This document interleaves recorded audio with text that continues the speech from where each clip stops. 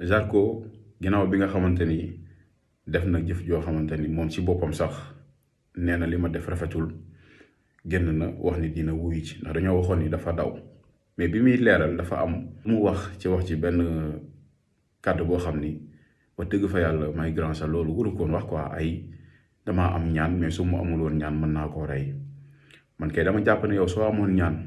li nga def ni doo ko def di nga dem combat ci jàmm am ndam Sénégal yi bëgg ci yow parce que sa adversaire ëpp la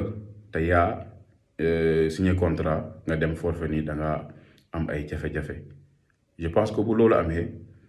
après ñu retourné waat di gisaat affaire de banditisme laa ko mën a tuddee yor ciseau ba jam ko nit ki mu gaañu te kooku boo neexoon tamit mën na def demee neneen waaye ku ne gis na image yi te lii image u Sénégal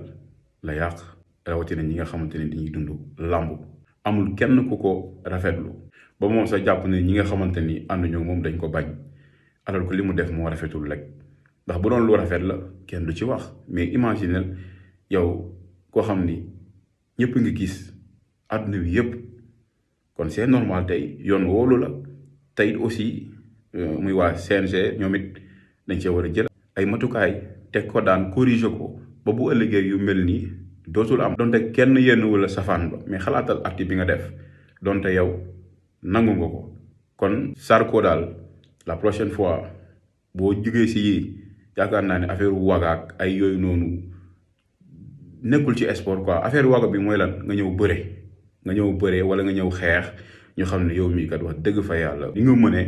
parce que doomu Sénégal nga da ngay représenter Sénégal fépp waaye représenter Sénégal waroo dem di wane benn image boo xamante ni wax dëgg fa yàlla ñëpp sa kaw nañuy dal nangu nga ne yow li nga def da ngaa juum yoon woolu na la na yoon def liggéeyam ba boo génnee ci di nga mën a moytuwaat yu bëree bëri ak képp koo xam ne tamit mbër nga parce que nekk mbër rek warul tax da ngaa war a violent wala da ngaa war a am looy doxale te yaa ngi nii am combat te tey jii problème bi mën naa tax sa combat dañ koy annuler kon violence ci sport daal yaakaar naa ni ak bu mu mën di doon